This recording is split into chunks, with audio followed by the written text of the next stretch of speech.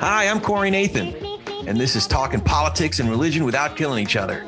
Your home for edifying, provocative, and fun conversations among high-profile public figures and regular folks like me. We talk about faith and politics and all kinds of topics that really matter in our culture. So if you're tired of all the screamers out there taking all the oxygen out of the room and you want to join us in taking some of that space back, you'll love talking politics and religion without killing each other. Thanks for spending some time with us.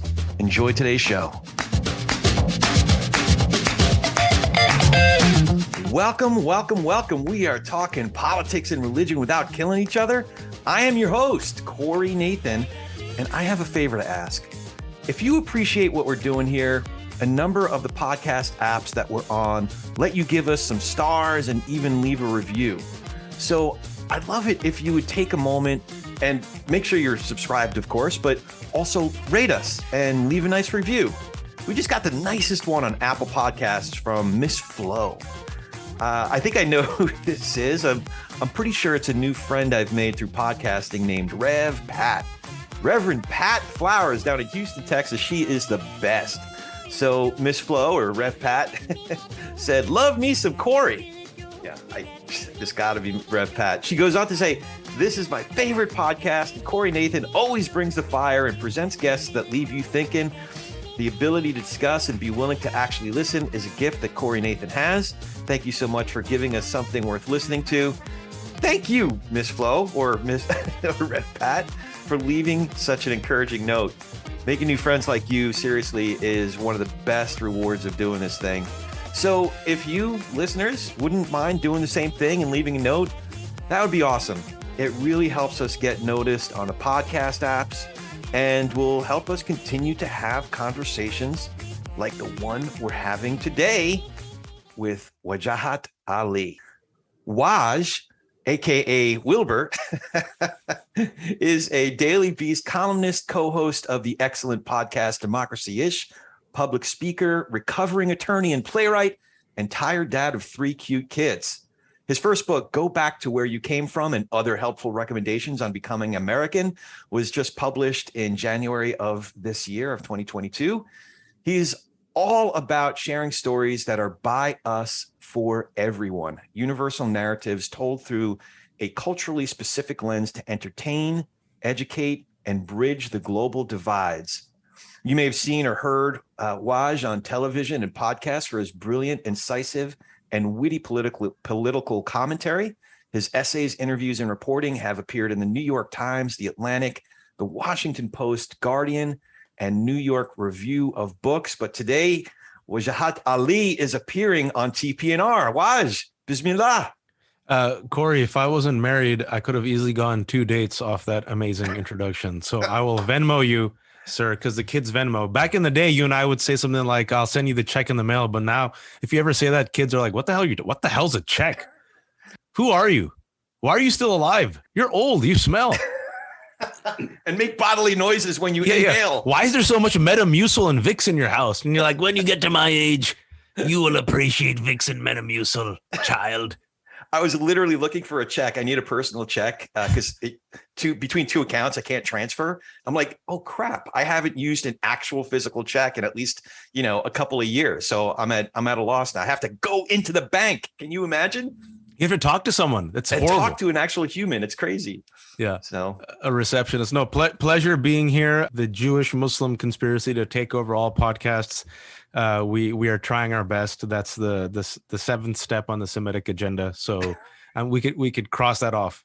I think we have the entire United Nations represented here, and especially you, because you're Blade. You're the daywalker. You're Christian and Jewish. They don't know. You could hit them from both sides.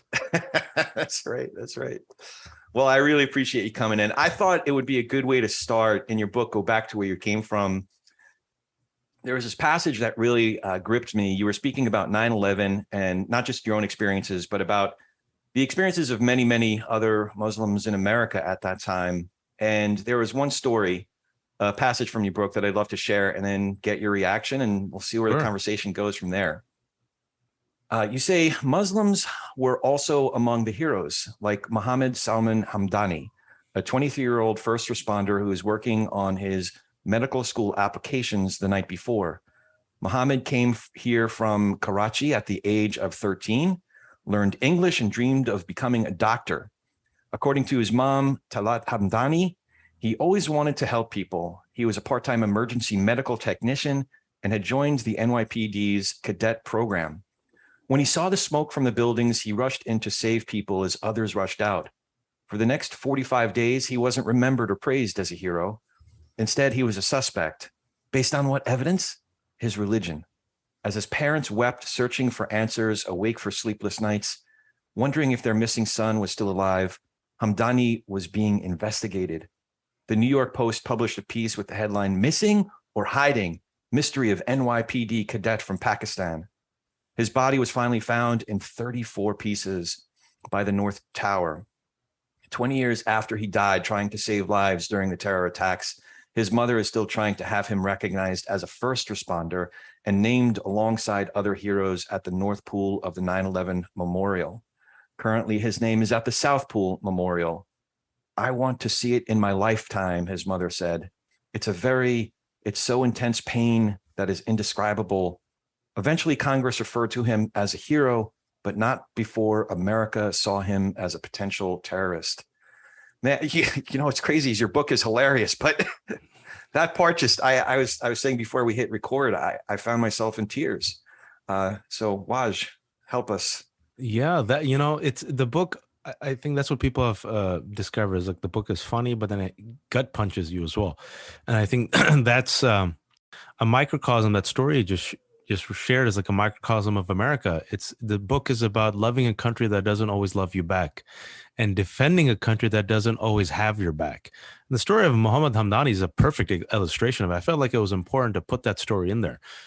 It's a hero, but a hero who had the wrong skin color and wrong ethnicity and wrong religion. This immigrant dream, he came to America with all these hopes and wanted to help people and become a doctor. And hell, he joined joined law enforcement, and he was a first responder. And he sees those two towers coming down. He rushes in to help people.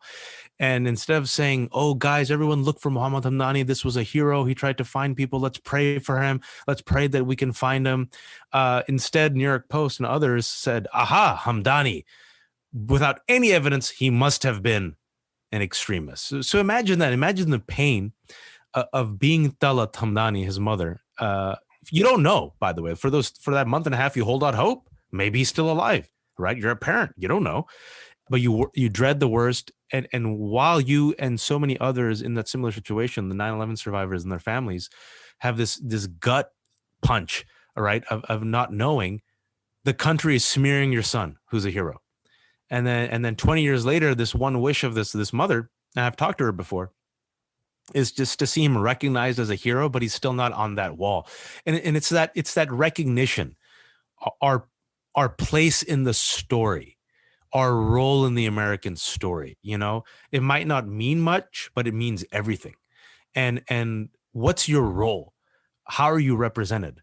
And for many of us, we're either invisible, we're the sidekick, we're the punchline, or we're the villain. But some of us, even when we're heroes, even as a hero, we're villainized. And so I think that story spoke a lot about how this thing called Islam and Muslims was easily demonized after 9/11. And we became, those of us who are American Muslim, born and raised in this country, or citizens like Muhammad Hamdani, we became both us and them. Yeah. And how do you navigate that? It's interesting. You bring up a really good point about taking individual data points, whether it's the shade of our skin color or our religion, and then removing the human from those data points, and then replacing that human being or that story, as you say, with a whole other story. I see your skin color, I hear your religion, and I hear the sound of your name. I already know everything I need to know about you. Yeah, that's it. You're done. It's a collective proclivity that we have, but how do we shake that? How do we? I find it in myself too. Like somebody votes a certain way, wears a certain color hat. I already know everything I need to know about them, and I fill in all the blanks. How do we recognize that in ourselves, and how do we How do we, what's the prescription? Yeah, it's human nature, unfortunately, that we oftentimes see something, and all of us are guilty of it, and we reduce that person and essentialize them, oftentimes by singular trait, oftentimes the worst trait. And what social media has done in particular is it flattened us completely. So I do think a lot of the quote unquote, it's more than polarization. We're dealing, especially in America, I think, with a radicalized movement, unfortunately, a politicized movement. What people forget is those people who are part of this movement that is an ongoing threat to our democracy. They're people at the end of the day, right? It's very easy to sometimes think that's what's so scary about it. You sometimes sit there and go, oh, they're devils. They're not devils. They don't have horns on their head. They don't breathe fire. They're people. And yet people have become radicalized through disinformation to echo certain conspiracies and talking points and be part of a violent movement that, assaulted our democracy on January 6th. But behind it all, they're people. And that's where you have to take the extra step and step back and see that, that's almost more frightening, right? It's like the banality of evil, right? What we talked about in, like, when you look at Nazi Germany, right? It's very easy to dismiss all the Nazis. Oh, they were just evil. But you sit there and go, actually, there were people who through time, that's what's even more frightening, right, Corey? There were people through time and conditioning normalized hate. And I remember I visited Auschwitz a couple of years ago. I went with this multiracial coalition, and I was doing the tour through Auschwitz, and we were talking about, I think it was 2016, Trump had gotten elected, right? So the guard, or rather the tour guide, was just telling me his story. He goes, my grandfather survived this place. And I feel like just to keep on the legacy, I come here and volunteer as a tour guide. So we're just talking about stories. And, he was talking about U.S. politics. He's like, Donald Trump, and he's saying these things about people. Mexicans are rapists and criminal, And I said, yeah, man, we're in an interesting situation where, I'm a Muslim guy, I'm a brown guy. We've had racism, but like, it's really strange in the 21st century to have this guy who's president just straight up say, like, Islam hates us, criminals, caravan invaders. And he was listening intently, the guide, and he said, I'll never forget this. He goes, that's how it starts, with language. They dehumanize you with language. That's how it began here, right? And I feel like this is one of those situations where people are seen as rodents, vermins, a swarm, caravan, invaders. It's very easy to strip them of their humanity, of their complexity, of their nuance, and they easily become a problem. And when people become a problem, as we've seen historically, Corey, some individuals come up with solutions, and some of those are final solutions. And so I think for people like us who, I think right now it's a balancing act, to be honest. We're fighting a movement, this is my opinion, a radicalized, weaponized movement that is a threat to democracy. As we fight this movement, it is imperative for us, and myself in particular, to remember that we're also dealing with people. And the analogy that I give is the following, and this is how I try to reconcile it, if it's possible. I have said before, I do not think in our lifetime, Corey, we're going to win over about 30% of Americans. I hope I'm wrong. If I eat crow, please put spice in the crow, make it halal and kosher so I can eat it. I want to be wrong. I want to be wrong. I don't think I am in our lifetime. That being said, the caravan has to move forward. The caravan of the majority has to move forward. Now, this is how I reconcile with what I just said to you, the precursor. Even though I believe the caravan of the majority has to move forward, I believe the prophetic example is the door to the caravan is open, and my hand will always be outstretched. You can come join us anytime. Does that make sense? It makes sense. It's like it's a saying that in the Middle East, you probably heard it: the dogs bark, but the caravan moves forward. I feel like that's where we're at right now to save our democracy. The majority has to coalesce and move forward, but the Muslim in me, who has to see the humanity in people and who has to always have faith in redemption and forgiveness and have faith that people can change, the door has to be open and my hand has to always be outstretched. So I'm of two very divergent minds on what you just said. On the one hand, I'm very depressed, because if we look back at just even going back to 2015 or before that, some of my friends and some public figures have had so many off ramps. I mean, even in, was it August of 2015 when Trump was talking about, I like my heroes who weren't captured.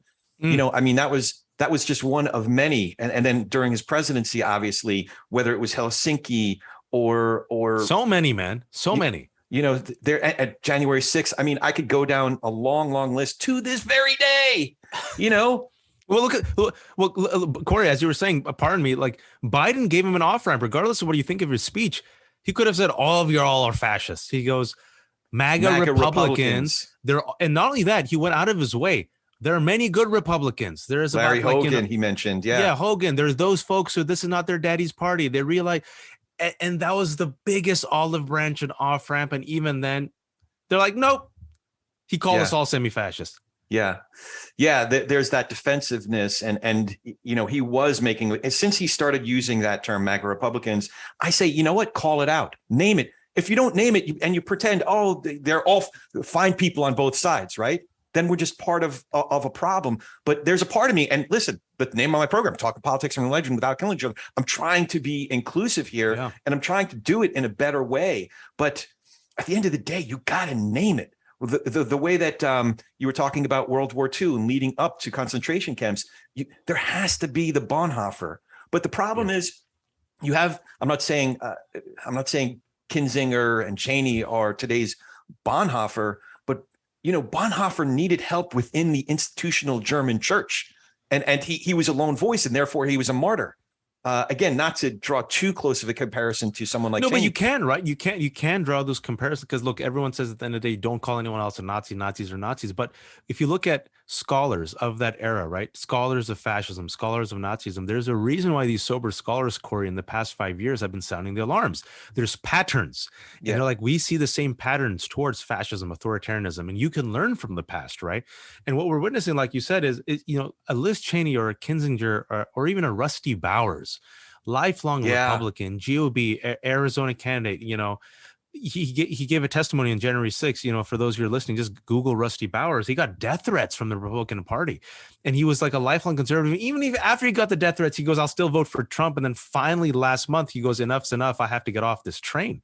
Because, the only thing that he said was, I can't participate in this coup. I'm sorry. I Biden won. And just for that, they did death threats against his daughter, who was battling cancer at the time, right? And so you sit there and you go, we're dealing with a movement, and we've seen what happens when you don't resist a movement. You see it. You see it in Europe. Jews know. Talk to Jews, right? And so it's one of those situations where, how do I be like the prophetic example, right? When is the time when the prophet comes out and says, people, I'm here. I love you all. I'm trying to warn you. Then there comes a sign that he says, people, I got to throw down my stick, right? And so I think it's like, and since I know you're a believer, and I think people will appreciate this analogy on your show, both politics and religion, with what's happening in America, especially with the pandemic, it just reminds me of the story of Moses. Like, I don't know if I said this with you last time when you were on our show, right? Like I always, you read the story of Moses and you go, okay, even if you don't believe it, everyone knows the story. Thank you, Charlton Heston, Cecil B. DeMille, and 10 Commandments, right? I would like to think if Charlton Heston comes and says, I warn of several plagues. There will be frogs from the sky, blood in the water, locusts.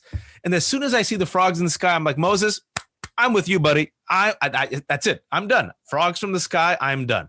And for the story, for those of you who don't know, blood in the water. People still don't believe him. Frogs in the sky. People don't believe him. Locusts. People don't believe him. Firstborn dies. People still don't believe him. The friggin' sea parts. People still don't believe him. Moses says, hey guys, I'm going to go up, talk to God. I'll be back in 40 days. Just chill. Try your best not to worship a calf. Even then, people are like, it's been 20 days. Moses is a liar. We're going to start worshiping this calf, right? And you see the pandemic and you're like, I understand, God. I understand how you made us to be like this just fickle, reckless, selfish species that sometimes doesn't see the sign. And I think about it right now with what you're saying, and I'm like, what's the prophetic model to deal with people who otherwise are radicalized and normalizing fascism? Where is the barrier where I stop putting my hand out and normalizing this and I throw my stick down? It's a tough, I don't know. Well, there are definitely examples of that, but I think the first requirement, the first imperative is to recognize ourselves in those stories. So are we the Israelites, the worshiping at the golden calf? And once we can reckon with that, then we can start to figure out the prescription. Are we sometimes we want to identify as Daniel or Shadrach, Meshach, and Abednego, but perhaps we're whatever it was, Nebuchadnezzar's people, were they Babylonians bowing down at the golden statue of Nebuchadnezzar. Maybe we just have to reckon with the fact that we're the ones that are bowing down at this idol before we can start to figure out how to move forward from here and get ourselves out of that idol worship or whatever version of that we're a part of right now. And again, like I look at some of my friends from church, for example, who it's really easy for me to see what they're doing because I'm on the outside looking in. But the harder part is for me to recognize where I am one of the disciples who, for example, like goes to Jesus and says, "Hey, can I sit at your right hand? I want to have that place of glory." Or to try to identify and glorify myself and think of myself as the prophet, as opposed to reckoning with my own culpability in furthering not just contentiousness, but like this warlike attitude. It's speaking about stories and what our place is in the story. I think that's very astute and profound. Oftentimes, human beings, we never ever see ourselves as villains of the story. Even in our own internal narrative, if you think about it, and if we're honest with ourselves, we're either the hero or the victim. Always. Oh, wait, hold on. Wait till your kids are in their late teen and early 20s. Then you look back on parenting now. Oh my God, I really was but I'm talking about internally, right? Yeah, internally, oh, I'm the hero of this story or the victim. We rarely say I'm the bad guy. We rationalize all our actions. We blame others. We engage in victimhood. Even if we did something bad, someone made us do it. But no one wakes up and says, I'm the bad guy. Even historically, villains, right? And I think this is a safe space where you and I can agree that Nazis were bad. We don't have to both sides Nazis. American politics is weird, man, in 2022, all right? But both sides, everything. Yeah, even Nazis, right? If you go back and read their literature, if you listen to the speeches, they thought they were what? The heroes or the victims? We have to save and redeem Aryan society that has been under assault. And this is the Third Reich. And we have to purify our nation that has been tainted by criminals and outsiders. And we are glorifying our species. We're the hero. Join our movement. Even if you listen to the jihadists, the violent Muslim extremists, ISIS, they think they're heroes. We have to purify our lands that have been invaded by the Crusaders, and there's injustice. And we're going there to save the people. What do you mean we're the bad guys? We're the good guys. If you listen to the KKK and the white nationalists, same thing. Our people are under assault, and we have to sound the alarm. We're the Paul Revere, and we have to use violence. And so it's one of those situations where I think it's so difficult for us to really have that audit, Corey, and say, maybe we might be the bad guys here. Yeah. And it's one of those situations through U.S. history why it's so difficult and why sometimes you have to throw the stick down like Musa is, it's very easy to sit there and think, the 1950s, how they used to spit on black people, lynch them. Those people were all evil. No, ladies and gentlemen, there were just white folks in America who went to church, loved their kids, were part of the labor unions, right? Made a good pie, came home, watched Leave It to Beaver. They didn't have horns on their head. And so it's easy to demonize, but it's harder to see that we are capable of both good and evil, and to recognize that aspect of ourselves. And are we in this moment furthering hate, or are we the ones that are pushing back? What's our role? You can't stay neutral in this situation, in my opinion. Is that something unique, like a unique ability that you've developed, say, for example, as a playwright, the necessity to fully empathize with a character that isn't you in order to create that character, in order to breathe life into that character with the words on the page? Is that something that's unique to someone like you and your creative abilities, or is it a virtue that we can all develop?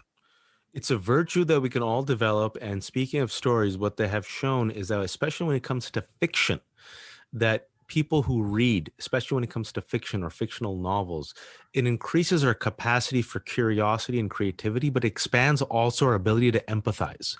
And that is, everything ties together what we're talking about, the power of stories, right? Human beings are the unique storytelling animal in existence. There's a fantastic quote from a 19th century Jewish American poet who was the daughter of immigrants. Her name was Muriel Rukeyser, who wrote, "The universe is made of stories, not of atoms. The universe is made of stories, not of atoms." Stories are how we understand each other. Stories are how we appreciate and pass down our religion, our values, our ethics. Even when we teach our kids morals, it's through stories, like The Boy Who Cried Wolf. It's like you hide the nugget in the Trojan horse of a story, and the story is getting lost. And who frames a story? Who's the co-protagonist? Who gets the speaking parts, right? And I think as a writer in particular, it has helped, and writing fiction in particular, is because it's hard for me, especially when I wrote the play. There's 6 different characters, right? I'm not all the characters, believe it or not. I'm not suffering from multiple personality disorder. But in order to give the characters justice, I have to, in a strange way, and I know this sounds weird, you have to be a vessel for the character's voice. And so I'm writing dialogue that I, Wajahat Ali, don't agree with, but I know the character agrees with. Yeah. And so I have to be authentic to that voice, even though I don't agree with it. And so what it does, I think, my experience in theater and improv, talking to different people, traveling the world, writing fiction, it forces me to expand myself. Once you become aware of someone, their story, you don't have to agree with it, Corey, but you can't ignore it. Does that make sense? Yeah. I have to wrestle with it. Right. Yeah. You have to wrestle with it. You have to make space for it. Right. Yeah, and studying English as a student in junior high school, and then going on to study acting, that was the gift that was, to even characters that are well beyond my own ethical moorings, Iago in Shakespeare, something like that. It stretches you to try to understand what's driving them, how they're justifying their actions. Well, can I say one thing? Because You're a theater guy, right? And you might appreciate that. Just before we move on, I was interviewing the actor this couple months ago, just at South by Southwest, Nicola Coster-Waldau. For those of you who watch Game of Thrones, Jaime Lannister, right? Okay. Yeah. And so I was interviewing Jaime Lannister, and I said, "Listen, man, your character goes through so many arcs." And he starts off as a bad guy, and he sleeps with his sister, and he tries to paralyze the kid. And spoiler alert. And then he gains his virtue, and he becomes humble.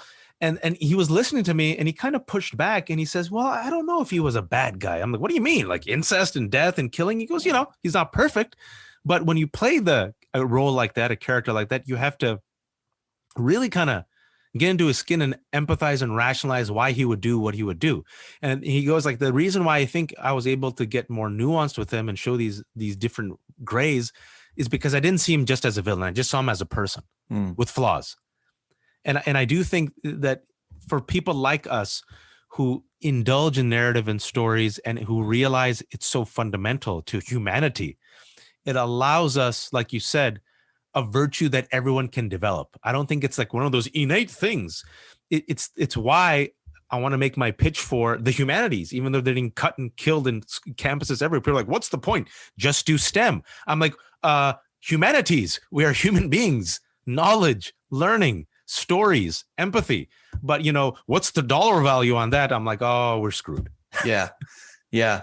Well, I wanted to ask you a couple questions. At one point in the book, you say, if you aren't writing your story will always be written for you.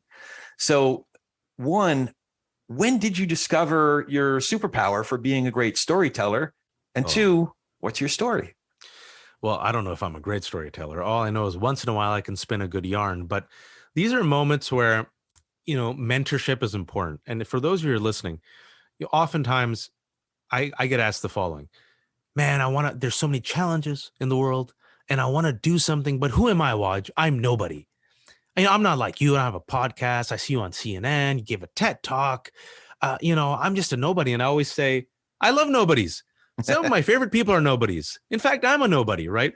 It's important because sometimes all you need, Corey, and you know this, is just one person, on a mentor, an elder, a friend who says, you know what, Corey, you got something. You should start a podcast. You're like, me? Who am I? I'm just a Jewish Christian with a ponytail. And they're like, yeah, you know, I think there'll be an audience for that. And so with me, I was this shy, overweight, left-handed, sick kid who used to sweat profusely when talking to girls and could never muster a word, right? Like just always tried to fit in. Wanted the cutest girl to look in my direction. She never did. Wanted Chet and Travis to invite me to eat this mysterious dish called meatloaf. They never did, right? And Mrs. Peterson, this creative teacher, my 5th grade homeroom teacher, who made us do 20 creative assignments. It was like the most work I've ever done. Like I did more work in 5th grade than I did in 9th grade, right? So one of the assignments was to write a story. And she said, write a 1-page fictional story. I wrote a 10-page short story, and it was Wajahat Ali's rendition of Robin Hood. And you and I are both old heads, and we remember 1991 when Robin Hood, Prince of Thieves came out starring Kevin Costner with an American accent, which was weird.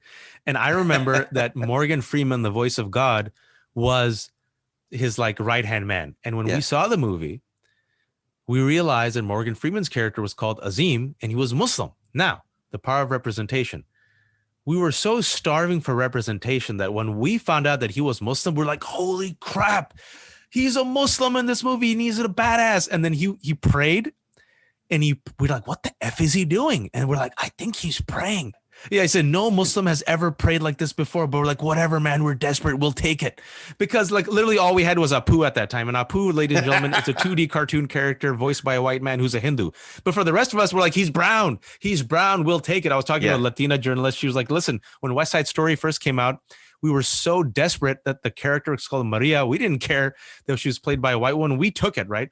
So I was like, so enamored by this, and I had a crush on the actress Mary Elizabeth Mastrantonio, who played Maid Marian, and Bryan Adams had this song that came out at that time that all the girls used to like and they used to dance to in 6th grade, right? So I wrote a 10-page rendition, Wajahat Ali's rendition of Robin Hood, and Mrs. Peterson was grading the papers in homeroom, and she gave me an A++++. She invited me up and she said, watch, this is fantastic. You're going to have to recite the story right now in front of the class. Get up in front of the class right now and recite the story. I'm like, Mrs. Peterson, I'm shy. I'm fat. Please don't make me. She goes, quiet, fatty. Get up and recite the story. And so that's when I was forced, hands trembling, to recite the story. And the same homeroom that used to make fun of me because I was a fat kid growing up in the 80s and 90s where every day was World War III. I had them. They were wrapped with attention and they laughed at all the right parts and they gave me an applause. And I remember afterwards, Miss Peterson said, you have to go up in front of the 6th graders and 7th graders. The talent show's coming up in two weeks. Say it in front of them. I'm like, Miss Peterson, please don't make me do it. I'm shy. I'm fat. She goes, quiet, fatty. Get up and do it. And then I got up in front of the upperclassmen, same response. And I took that story home. And my father said, Beta, you have a talent. You should think about becoming a writer. And I remember my mom rushed from the kitchen and she said, but first become a doctor. and that's when I first realized, I might have something. Might have something. That was that critical sliding door moment in life.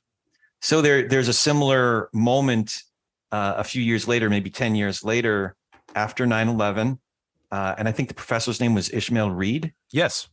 Could tell us a little bit about that. 9/11 happens. I'm 20 years old. I'm about to graduate from UC Berkeley. And as the kids say, F my life, I joined the Muslim Student Association instead of the Indian Student Association. And they elected me to their board. Hella sucks because the dark humor goes that if Muslims knew 9/11 was going to happen, I would have never joined the Muslim Student Association. I would have joined the Indian Student Association. I would have learned how to bhangra and spell well and gone on hot dates. But FML, joined the Muslims. And, you were at that age, Corey, the country lost its damn mind after 9/11. People forget. People really forget. They took tractors over the CDs of the Dixie Chicks. They did bonfires because the lead singer, Natalie Maines, all she said was, I'm embarrassed that George W. Bush is from Texas. That's all she said. This country lost its mind. Jingoistic fever, revenge, violence, canceling of French fries. We call them freedom fries. I'm not making this up. And in this climate of, remember that, right? In this climate of fear and paranoia and hate and revenge and anger, Muslims became the enemy. Islam became the enemy and we became a target. And I remember on that day, 9/11, I was at UC Berkeley across the country as the two towers were brought down by 19 foreign hijackers. And I got my first email, hate mail, because my email was attached as like the media liaison to the UC Berkeley Muslim Student Association website. Go back to where you came from, you terrorists. Bigots aren't nuanced. Bigots are not nuanced. The first hate crime after 9/11 was against a Sikh Indian gas station owner, this poor man, Balbir Singh. And the white supremacists who killed him in Arizona wanted revenge against 9/11. Bigots are not nuanced. All right. They all see us as the enemies, ladies and gentlemen. And so my teacher, Ishmael Reed, I was in a short story writing class. He's an African-American giant poet, MacArthur Genius winner. He invites me to class 3 weeks after 9/11. And I think he's going to chew me out because, dude, I was like accidental activist, community leader, trying to figure out my major, right? It was wild. And I'm like, shit, man, he's going to like mock me for not coming to class for 3 weeks. I'm so embarrassed. Instead, he says, as a black man, I know what's going to happen to your people. I fear you're going to get hazed for the next 10 years. As a black man, we've been going through this for 400 years. The way we fought back is through culture and storytelling. You're in your short story class, you're talented. I actually think you should try playwriting. I think dialogue and characters are a strength. Don't waste your time in this short story writing class. In fact, I'm going to kick you out of this class. Don't come to school anymore. Write me 20 pages of a play. You ever read these traditional kitchen dramas like Death of a Salesman, Fences, Raisin in the Sun? I'm like, yeah. Long Day's Journey, yeah. Yeah, Long Day's Journey at Night. He goes, write me something like that. I'm like, what? He goes, yeah, you got 2 months, write me 20 pages or you'll fail. Okay, bye. And that became the genesis of the play, The Domestic Crusaders, a day in the life of a Muslim Pakistani American family after 9/11. A teacher, a black man who has gone through it, saw something and decided to invest in this brown Muslim kid and realized the power of storytelling. And he said the story could be a corrective and a solve to the hate that's happening right now. And it could maybe help people bridge the divides. And lo and behold, he was right. It took some time, but lo and behold, that play jump started my career. Do you ever take a moment and just appreciate, like, do you ever feel like taking like when you see Toni Morrison say this play is brilliant, are you ever able to just like, okay, I'm good. If I died right now, I am good. Yeah, we got Toni Morrison to come to the last showing of The Domestic Crusaders in New York. Ishmael knew her. And before the play, I'm eating cake next door at a French bakery with Toni Morrison and Ishmael Reed, where she is trying to tell dick jokes that she heard on the Wanda Sykes special. And she keeps cracking herself up. And I'm like, what's happening?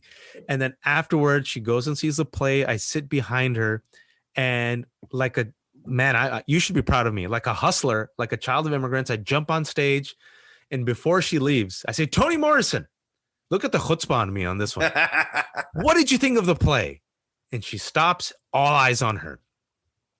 Very methodically and deliberately, she goes, this play is brilliant, shapely, funny, clever. And then she leaves. And then I'm like, it's done. Anyone who shits on me, I'm like, did Toni Morrison ever call your play brilliant? No, that's what I thought. Bye. And so, look, I pinch myself all the time because I realize, Corey, how lucky I am in life every day to be talking here with you, to be talking about a play, that Toni Morrison saw, to be able to share my views and thoughts and opinions. Like, we're incredibly lucky. And to quote Spider-Man, who quotes Voltaire, with great power comes great responsibility, right? And also, I think even if I didn't have this platform, your podcast is about talking religion and politics. I think this is a place where we can talk about religion and God, which is also something that I think you and I agree with, that America is not sophisticated when it comes to talking about religion and faith, right? If you do believe in God, you believe in a merciful, loving God, and you believe that your life has meaning and purpose. And then after this life ends, there will be, in a way, a reunion with God, hopefully a loving reunion, and there will be an accounting for your time, right?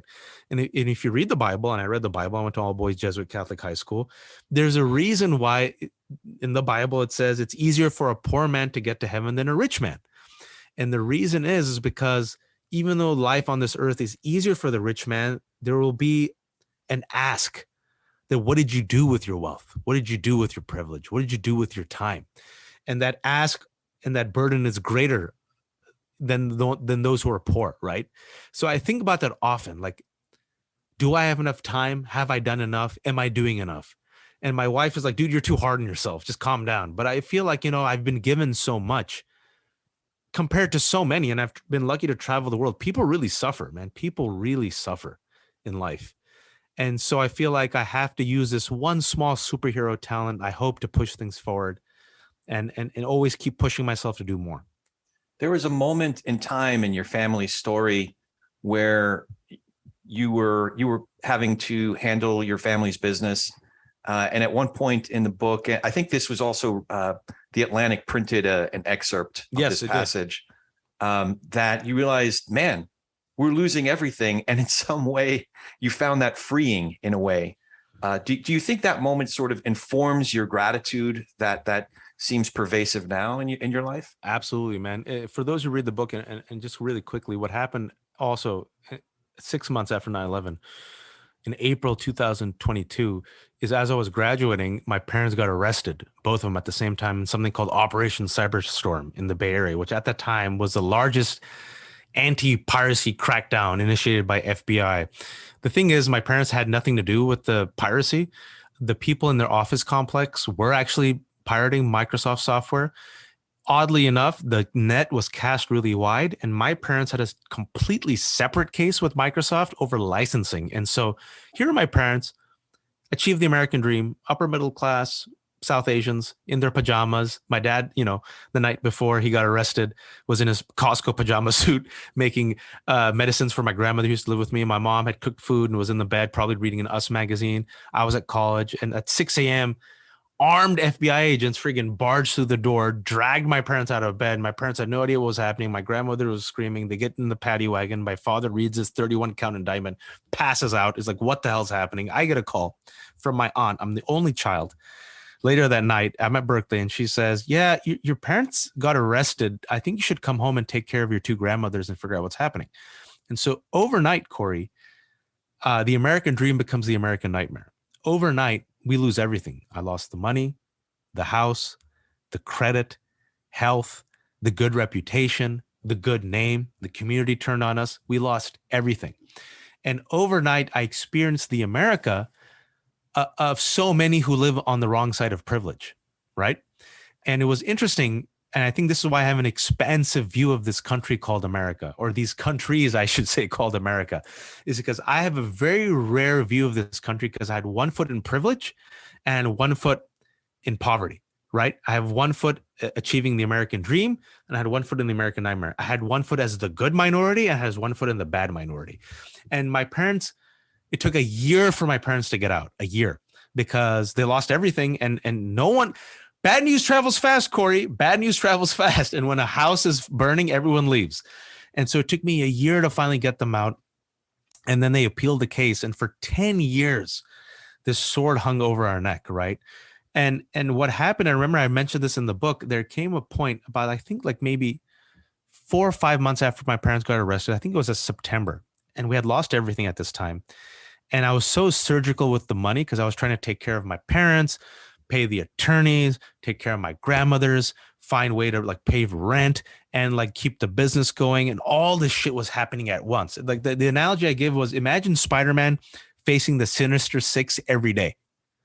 And every day he defeats the Sinister Six and he's beaten up and he wakes up and like they get resurrected. He's like, oh shit, man. It was like that for a year. And the story that you mentioned is I had to go to the bank and I thought I would have $71 in the account after I took out $20. I take out the $20. I look at the receipt. It was 0.03. Oh so I made like a mistake. And so I sat there. You know what I did? Instead of crying, I just started laughing. Because I just thought, I'm like, I have 3 cents. This is hilarious. And so what I did instead is I looked at the $20. I had to make payroll. I had to do all this shit, man. Instead, I went to the local Subway and I had a foot-long tuna sandwich with the works. I got the 2 chocolate chip cookies. I went next door to Starbucks. I got the venti caramel frap with extra caramel and whipped cream. Enjoyed the shit out of it. Now I have $10 left. I went home And I told my grandmothers, I have $10 and 3 cents left. I literally have done everything I could do. There is nothing else I can do. I have no idea what's going to happen. I'm sorry. I tried my best. My grandmother, very religious, spiritual woman. She paused for a second.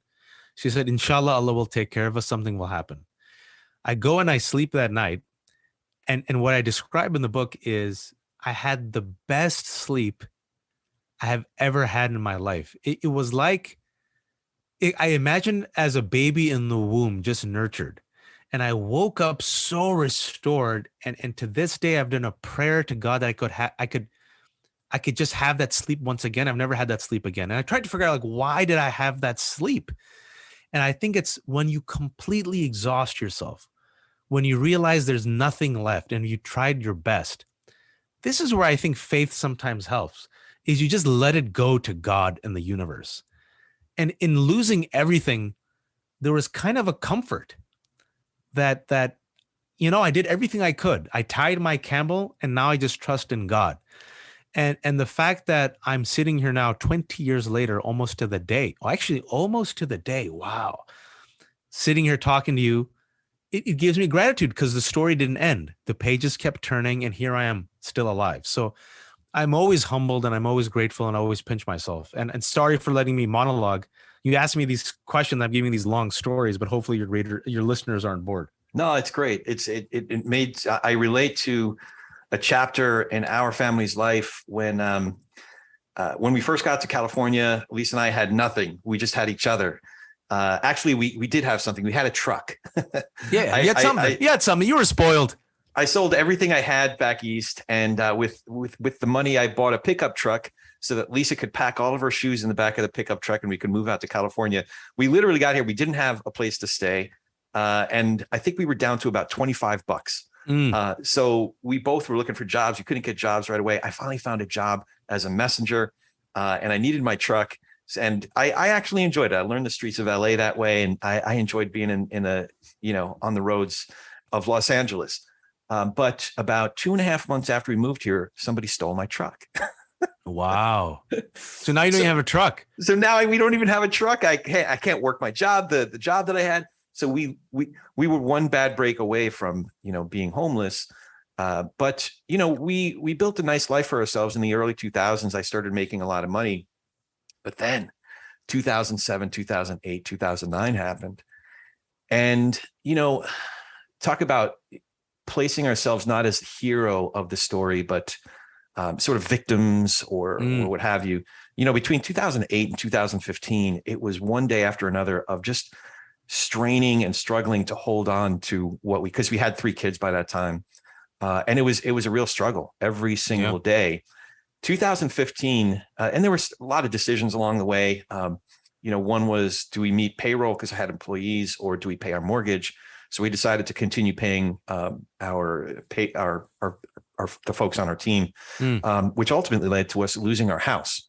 So, well, this is like my story. You're like my Jewish brother from another mother. Yeah, it wasn't right away. I have to be honest. There was a moment after we finally moved out of the house of mourning. It was like losing a member of the family. It's where our kids were born. It's where our kids were growing up. So we had to mourn. But not too long after that, I had this moment. I don't know if you've ever heard the story. Lazarus laughed. Someone threatened Lazarus. I'm going to kill you. It was after Jesus raised him from the dead. And Lazarus, like, you're going to kill me? He literally laughs. So we lost everything. We lost. I lost my Harley. I had a Harley. It was such a beautiful bike. I didn't lose. It was part of the thing where I was selling everything to. Yeah, I had to do it too. You had to sell everything for pennies. Yeah. But about a month after we moved out of that house, I'm like, we just lost everything. I got nothing to lose. This is awesome. It's freeing, right? In a strange way, it's very liberating. Yeah. Absolutely. You mentioned that. I appreciate you sharing it because we were in the same thing. I had literally, and I use the word literally because for those of you who read the book, you'll find out that the story goes that my parents appealed this case for 10 years.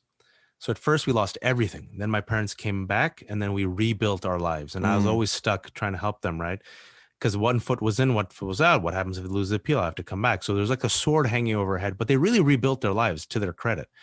And then this appeal lasted like 9 years. And then right before I'm about to turn 30, all of a sudden they loose the appeal. And then right then my father gets arrested. And then the judge gives my mom 6 months to turn herself in. So we lose everything again, lost everything again. And so I'm sitting there using my money to help my family. We sell everything on for pennies, just like you. And I called the Tri-City homeless shelter in Fremont because we were homeless. And for some reason, I had volunteered there, man. Like I had volunteered there during high school when I went to all-boy Jesuit Catholic High School. So the place where I volunteered, going to a private high school, is the place that I'm calling 15 years later to get, to see if they have shelter for me. And like an idiot, I just assumed like they would have it. And they're like, there's a wait list. I'm like, of course there's a wait list. So literally at the last second, my uncle says I have a room. And so here I'm a grown-ass man at the age of 30 who everyone thinks is crushing it because I'm a playwright. My play's in New York. I'm writing articles. Everyone thinks I'm the one that made it. I'm sharing a room with my mom, completely broke. And then 6 months later, I drive my mother to prison. And then when I marry my wife, I was like you when you guys are married. I can count on less than 10 fingers what I had. I'll do it in your podcast. Let's see if I could pull it up. 97 Toyota Camry without a driver's side door handle. I had a Samsonite bag. I had a PS3 at that time. I had just a couple of books that were left, 4 things, right? I had a suitcase with some clothes, that's 5. And I had a black jacket that I used to wear, my one black jacket that I wore that people thought I was like fancy. So 6 things, that's it. When I married my wife, I had those 6 things and I had $600 in the account. And I think you and I got very lucky because when my wife is super better looking than me, more wealthy, more everything. She's like, I'm married way up. I told my wife, I'm like, you're marrying a scrub, but I have faith in me. I'm going to make it rain. Like there's potential. And my wife said, I'm marrying you for the man that you are now, not based on your potential. I'm like, I have chosen wisely. I was going to ask you actually. So I saw that you joke about being a recovering attorney, but there was a chapter in your career where you were a practicing attorney, but then you go and from practicing law, you co-host, I think it was The Stream that you went to. So my question is, what will people say? Because so what you're mentioning is this is universal.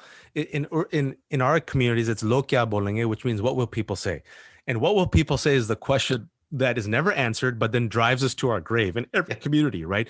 What will people say? Or you're getting divorced. What will people say? What will people say? You lost your home. What will people say that you have nothing? What will people say? Right. And so in any community, I don't care where you come from, we are so enamored by what will people say. It's the question that drives us to make decisions that oftentimes leads to our unhappiness. But as long as we appear happy and successful, that's all that matters, right? And so, you're mentioning The Stream, this Al Jazeera America's The Stream. When I got married, and this is how it connects, I had nothing. I was in the Bay Area. My wife got a job in Washington, D.C. Working at a clinic. I moved to DC with literally what I just told you that I had. Literally, I'm using the word as it's meant to be used. I'm 30 now. I'm about to turn 31. I have no idea what I'm going to do. I'm a licensed attorney. People know me from I started writing articles, journalism. Some people know me as a playwright. I'm doing all these different things, but everyone thinks I'm crushing it. I got no money. And I moved to DC, and I remember I get this phone call from Al Jazeera America, and they said, there's a rumor that you've moved to DC. Have you ever thought about television? You actually came on our show once as a guest. And, if you're not busy, can you come and audition for this new show we're doing called The Stream? We think you might be good. And I said, well, I'm really busy making IKEA furniture for my wife right now. And exactly like that, Corey, they laughed. And I'm like, oh, shit, they think I'm joking. So I'm like, ha, ha, ha, ha, ha. But that's literally what I was doing, just to be useful, right? So I come in, I do this audition, and I thought I sucked, but for whatever reason, you have something. And so a year, I made my wife that promise that I'll make it rain. I said, give me a year.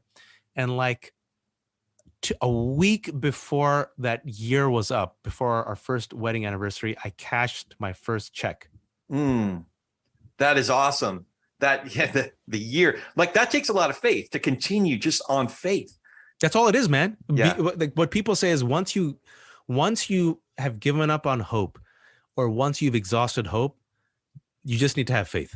Yeah.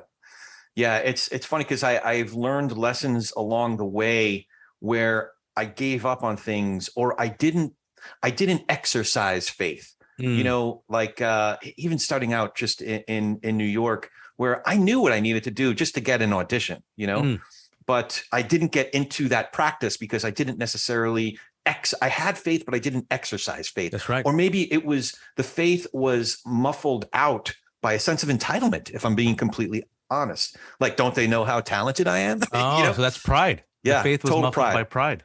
But okay, so I could go on about that. But when did you decide to co-host Democracy-ish? And I was curious, like, how do you see podcasting as a medium fitting in with all of the, because you have like, I think of it as like a life's work. Like you're everything that you do is part of a bigger mission. So how do you see Democracy-ish as fitting into that, or podcasting in general as part of that? No, I appreciate that. That's what I try to do. I try to lead with some values and a mission statement, if you will.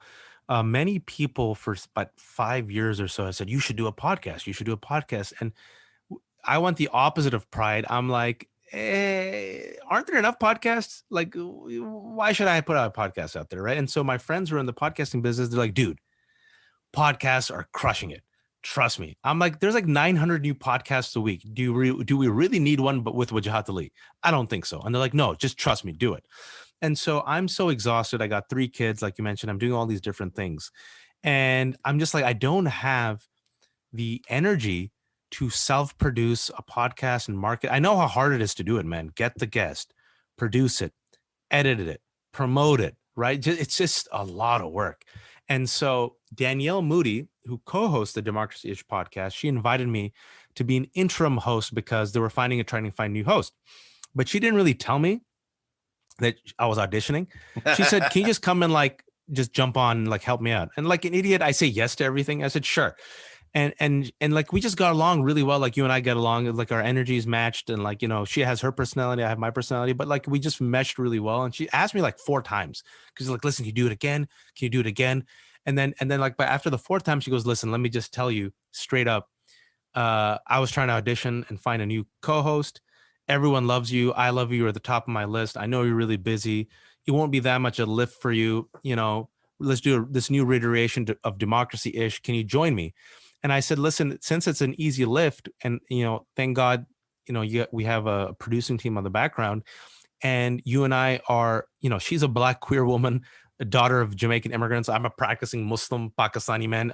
People might think that's a weird match, but like, we have shared values about trying to expand and stretch this country. And Democracy-ish is all about trying to save our democracy and our sanity when both are under assault right now. And to try to give voice to some of those voices that are often marginalized, and trying to lift those voices and push back. So this week, we talked about why it's important to invest in Latino communities to save America. Last week, we talked about how this is a moment for American workers to flex.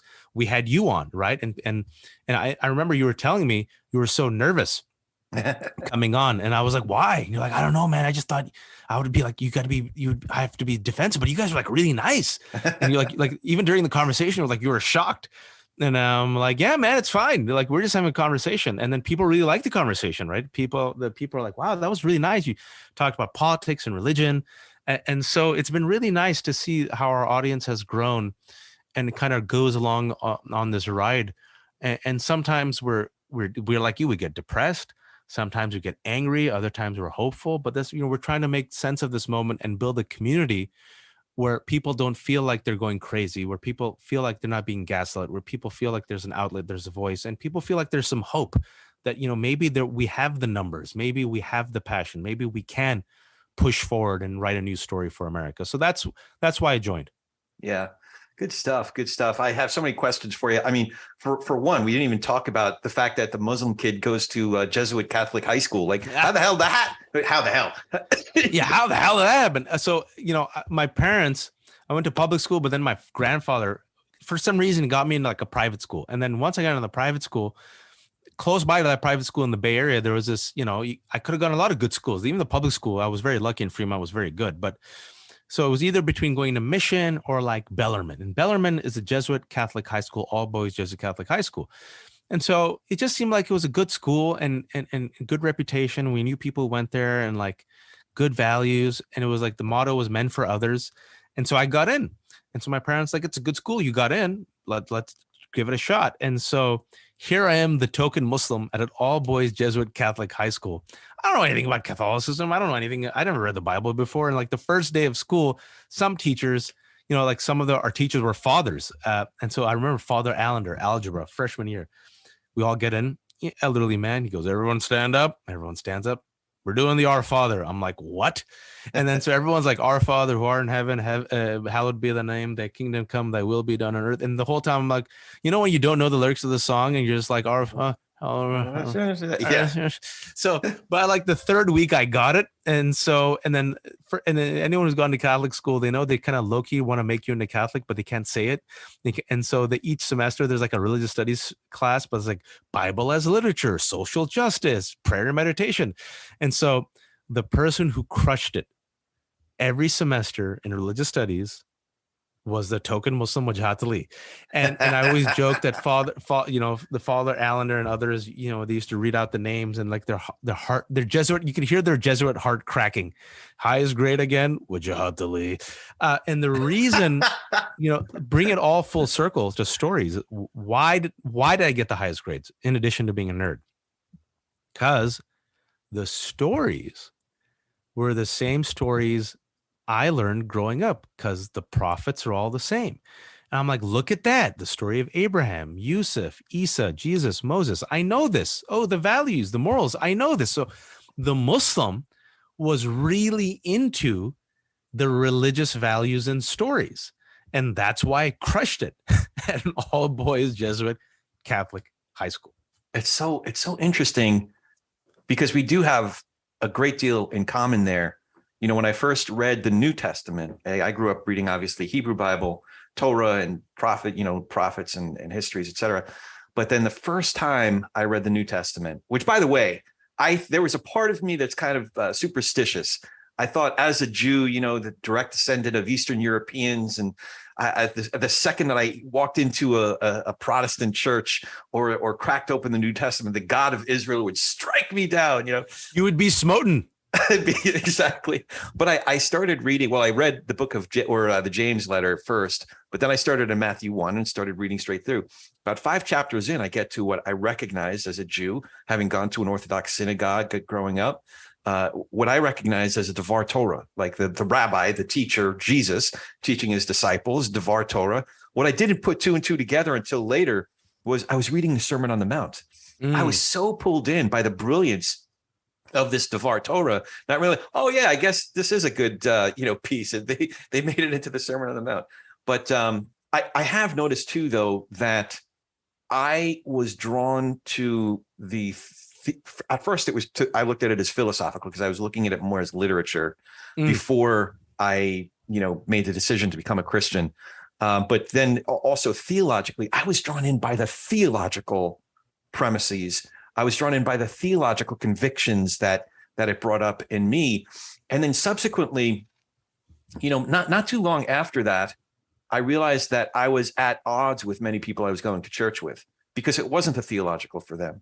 There were social, political issues that were more prominent that at times, often in fact, were at odds with the theological convictions espoused in Scripture.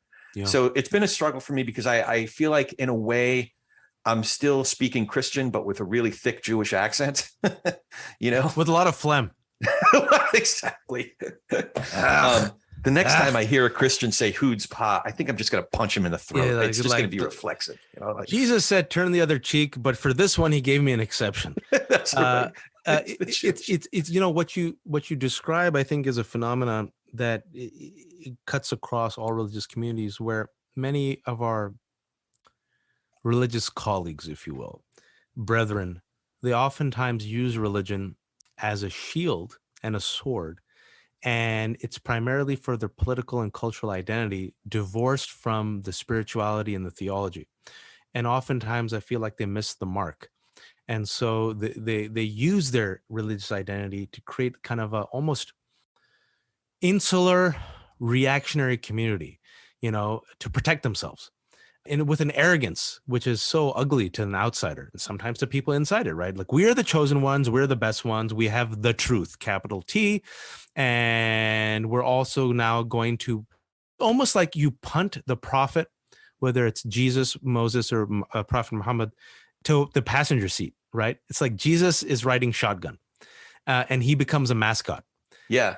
And he becomes a very convenient mascot for your political ideologies. Same thing happens across the board within other, like Hindu fascism, Buddhist fascism, Jewish fascism, Islamic fascism, right?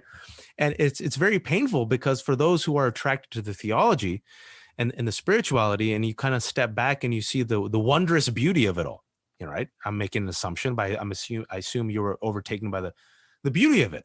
Like, there's something here that really motivates me, that goes beyond just the politics and the culture. There's something that touches me and feeds my soul. There's something here that gives me an enrichment that I do not find in the quote unquote secular world. There's something beyond me that gets lost in translation with many of our, I think, religious colleagues who instead use religion as a sword to attack their perceived enemies, or as a shield and as an armor for their politics. And then that's where, unfortunately, religion loses its beauty with so many young people who are like, I don't want this. But the thing is, Corey, though, I don't know if we discussed this on our podcast, you know, everyone's talking about the nuns, there's N-O-N-E-S. I'm not talking about N-U-N-S. Yeah. Ryan Burge, I think, is doing. Yeah, they're still searching, though. That's the thing. Just because they reject, you know, religious hierarchy and institution doesn't mean they're not searching. That's the key thing that people are missing. They're still actively searching. Yeah. We think of it. I think it was Tolkien and C.S. Lewis talked about the God-shaped void in some of their Inklings conversations. But I think there is truth. We're truth seekers. I think we wouldn't be human if we weren't truth seekers. Which, by the way, in my dissertation about the empirical fact that Donald Trump is not human, it starts that's one of the data points I'm going to start with. There are certain things. He's an orange calf. He's not. He doesn't have a soul, and I could prove it empirically. And here's how.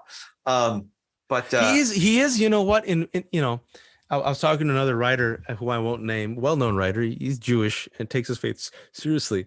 And he was like, you know, you and I should team up to talk about how Trump is like the modern day Pharaoh. And I was like, you know, you and I can make a really good intellectual case for this.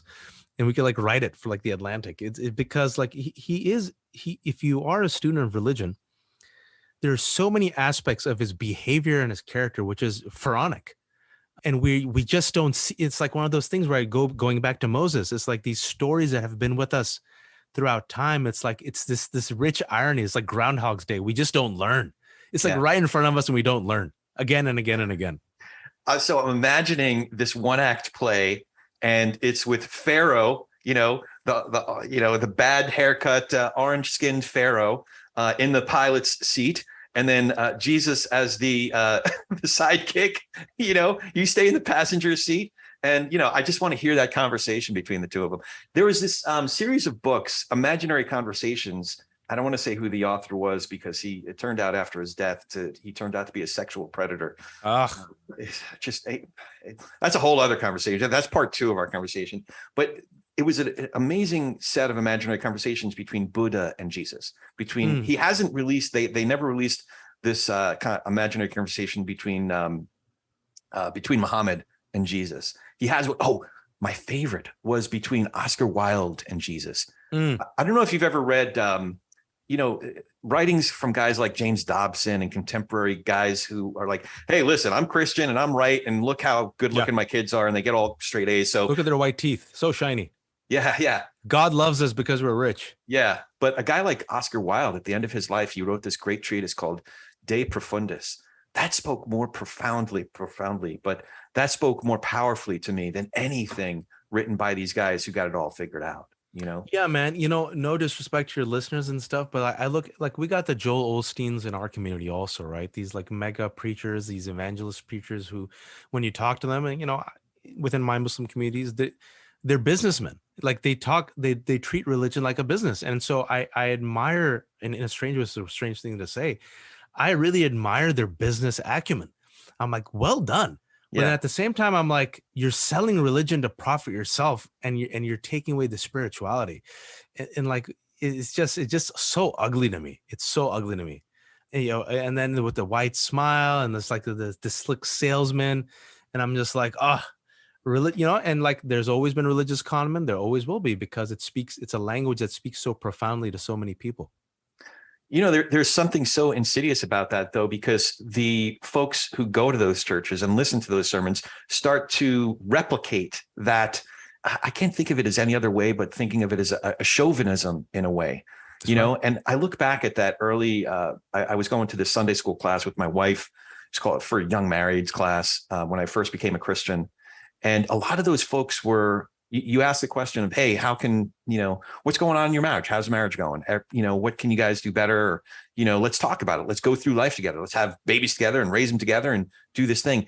There were several people in that class that were like, nope, we got it all figured out.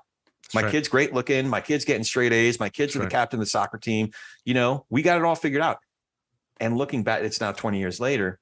I look back and how many divorces have occurred? How many kids, and listen, my kids too, like we've gone through different chapters and hit various bumps in the road. One guy, I hate to say it, but one guy literally blew his brains out. That was the family that had it all figured out. I don't say it as a sense of like, well, I was right and they were wrong. It's just a sense of like, man, like, let's deal with it. Let's live life together. And sometimes it gets muddy and messy and ugly. But that's real life, and I don't know what we're trying to prove by pretending that we got it all figured out. Well, because they give you this very quick fix, checklist to success. Yeah. Right. If you do this, you'll get this in these self-help books. Right. And then you follow this formula and give me money and I'll give you this. It's like this bag of beans. Yeah. And they cloak it in religion. And then they say, look, I'm an example. Look at my white teeth. Look at my mansion. Look at my yacht. God loves me. And people are like, God must love him. He has a hot wife and perfect kids with great white teeth and a mansion. I'm going to follow him, because if God didn't love him, he wouldn't be that successful. And this is how they sell Jesus and they sell religion in such an ugly way. There's this great HBO satirical show called Righteous Gemstones, which I think really, yeah. I think, but like, again, it goes across, like, for people are like, well, what about your religion? All religious communities, ladies and gentlemen, it's nothing. It's not unique. It just, in the American context, I think the specifically this subset of, like, I think evangelical Christianity really crushes it more so than most. Right? Really crushes. Yeah. Well, listen, I could talk to you all day. I do have a couple questions left for you. One is whether you have any questions for me. I'm very curious, Corey, in these communities that you deal with, where they believe in God and they are politically active, how are they wrestling with, if at all, the violent rise of Christian nationalism? Do they feel compelled to call it out? Do they feel compelled to actually put a good face on it because what will people say? Or do they have their heads in the sand? All of the above. So the real answer is it depends on what sub-community I'm in. There are, to be candid, some of these communities, whether it's Bible study from that church we were going to for a number of years, or my kids were going to a private school before we lost everything, a Christian school. Those communities tend to, some of the prominent identifying features of those communities is kind of what we were describing before.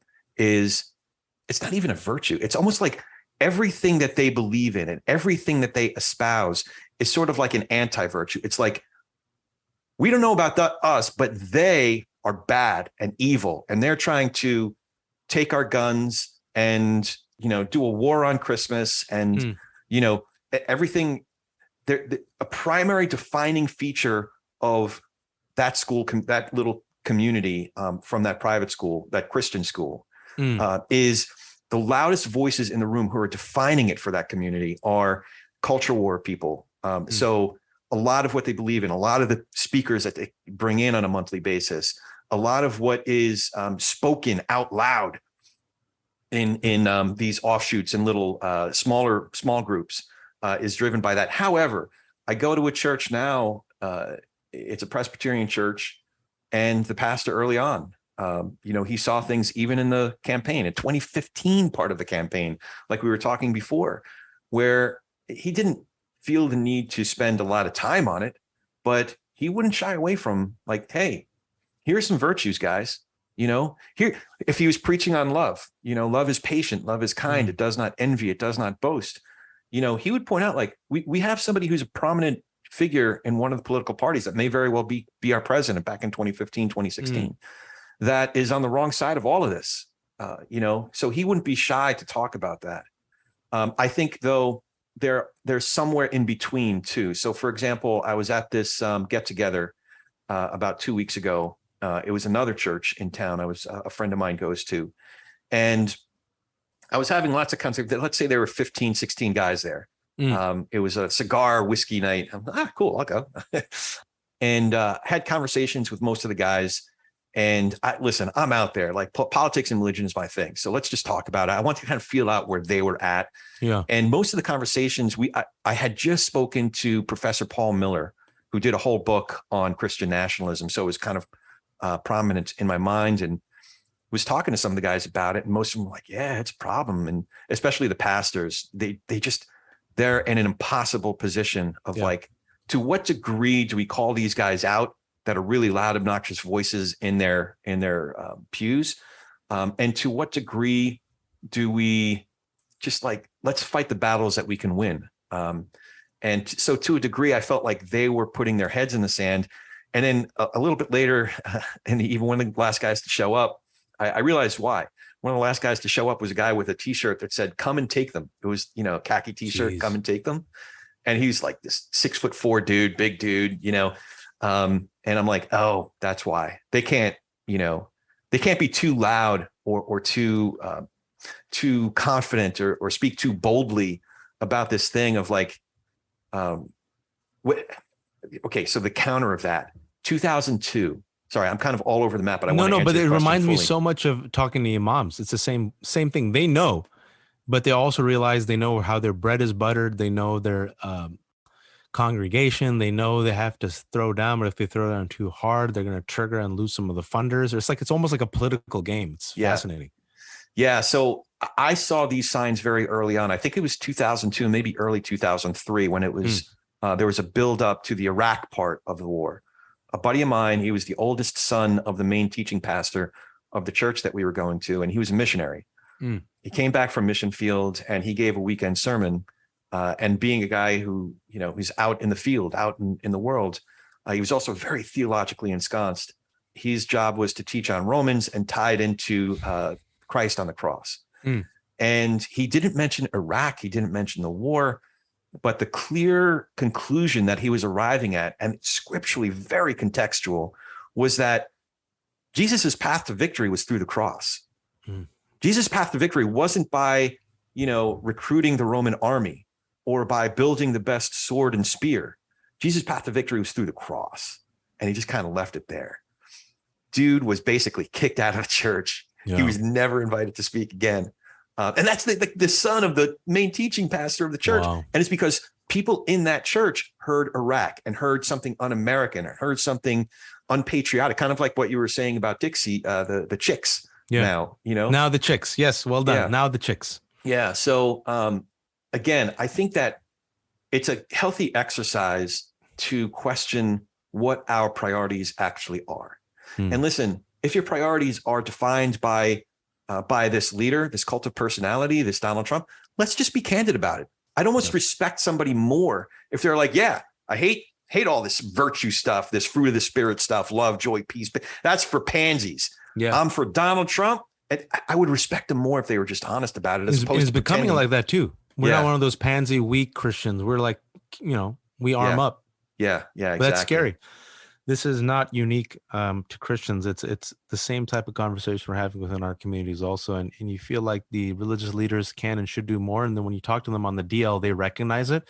But like almost like political actors, through forces, mostly funding and societal pressure, they feel like if we push, we'll lose them. Yeah. But then you're like, going back full circle to our conversation, when is it time to throw down the stick? Yeah. And when is it time to, like, be quiet? I think maybe it's time to throw down the stick. Yeah. No, one of the pastors I was talking to at that night a couple weeks ago, he was literally shaking his head. He's like, I just don't know. I don't know when to hold him and when to fold him. I just don't know. He was at a loss. So I sympathize. I don't know if I empathize, but I definitely sympathize with that impossible position. But at the end of the day, you have to be willing to lose it all in order to gain it all. That's right, man. That's right. So before we go, how can we find more info about you, Democracy-ish, and all the great work that you're doing? So if you guys aren't annoyed by me, I tweet a lot at Wajahat Ali. You can find the book, which right now Amazon has it at half off. As a son of immigrants, it's a damn good deal. $13. Go back to where you came from and other helpful recommendations on how to become American. And Democracy-ish, there's a new episode that drops every Thursday morning. You can find it wherever you find your beautiful podcasts, but go to iTunes or anywhere. It's called Democracy-ish, Democracy-ish, with Danielle Moody and me. And if you want to have recommendations for guests, we've had Corey on before. We like to talk to a whole broad spectrum of Americans on how we can hopefully sustain and maintain this democracy and our sanity, which are currently under assault. Awesome. And for what it's worth, I have both the hardback, the hard copy edition, as well as the Kindle edition of Go Back. Oh, nice. Good man. Yeah. So you should receive at least 7 cents from both of those purchases. I will take, and I did the audio. I'm so old. I don't know, like most folks do audio. I did the audio version of the book. So people really seem to enjoy the audio version. So if you want to do audio, I am the one who actually did it. You know what's funny? As I was reading the book, I was hearing your voice, but okay, so here's what an asshole and how prejudiced I am. Because sometimes I know your voice, but sometimes it was another person's voice. I think you're friends with Hassan Minaj. So Sometimes it was his voice that I was hearing. So, you know what? As long as it makes you laugh, that's fine. As long as that's a good thing. Yeah. So, but admittedly, that was kind of my own prejudice. I was kind of mishmashing, some. He's like, why does he sound like Fareed Zakaria? Yeah. Now, if it's like when I hear you, I just hear Mel Brooks. It's good to be the king. It's good to be the king. Yeah.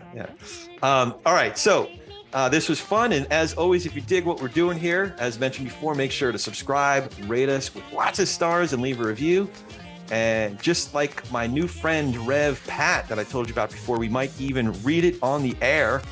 And of course, you can support us at Patreon, at patreon.com/politicsandreligion. Now go talk some politics and religion with gentleness and respect, and have a great week.